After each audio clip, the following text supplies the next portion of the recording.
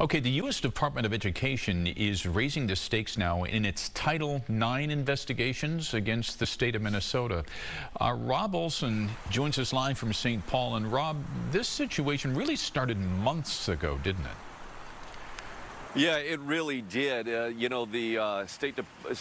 federal government announcing its first investigation into Minnesota a few weeks ago announcing another one. So it's the Department of Education here and the State High School League both under investigation for allowing transgender athletes to play in women's sports. And today announcing that they are accelerating that investigation, hoping to really push this matter forward much more quickly.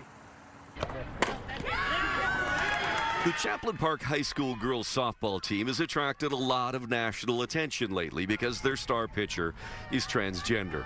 This announcement today from the U.S. Departments of Education and Justice that they are elevating their Title IX investigations into the Minnesota Education Department and State High School League states that this action follows a development this past weekend in Minnesota where a male athlete competing in a girls softball match dominated the competition, leading Champlain to a state championship. If we start to look at the state of interpretation of Title IX, it's not completely clear. Professor David Schultz teaches discrimination law, says Title IX, which prohibits sex-based discrimination in education, is being interpreted very differently by the Trump administration and the state of Minnesota when it comes to transgender athletes. It comes down to the federal courts, including possibly the Supreme Court, to render the final interpretation of what Title IX actually requires or what it means. The State High School League and the State Education Department's position is that Minnesota human rights laws ban discrimination based on gender identity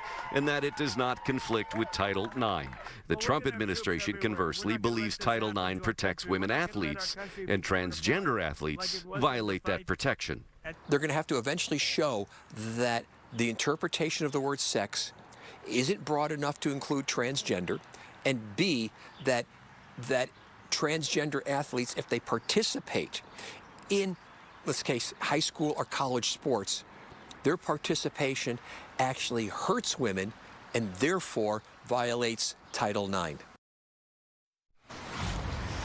So where does this go from here? We shall see. And again, based on the fact that this is now a special investigation team to expedite this, we should see sooner than later.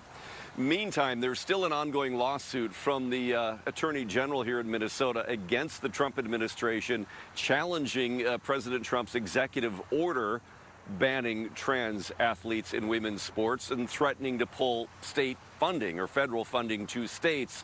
That lawsuit's ongoing. The federal government's response is not due until June 26th. So that one's a little bit in limbo right now.